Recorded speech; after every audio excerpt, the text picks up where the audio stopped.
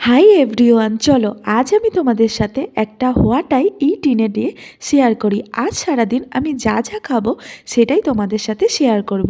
তো সকালে আমি খেয়েছিলাম কফি, আর বাড়িতে এক ফোঁটাও চিনি ছিল না, তাই আমি কফিটা মধু দিয়েই বানিয়েছিলাম। 1 কাপ কফি, আর তার সাথে ছিল দারুণ সুন্দর একটা বিস্কুট, পার্লেজি বিস্কুট। এটার সাথে কিন্তু আমাদের ছোটোবেলার অনেক ইমোশান জড়িয়ে আছে। 3 টাকার পার্লেজি বিস্কুট পাওয়া যেত তখন।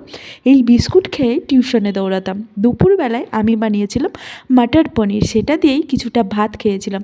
অফিস থাকলে তো দুপুরবেলায় আর ভাত খেতে পারি না, সেই মা রুটি বানিয়ে দেয় সেটাই খেতে হয়। যেহেতু বাড়িতে ছিলাম তাই একটু আনন্দ করে ভাত খেয়েছিলাম।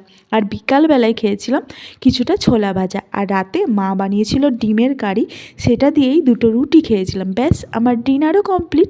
এই ছিল আমার সারাদিনের খাবার দাবার। তো আজকের মতো বাই।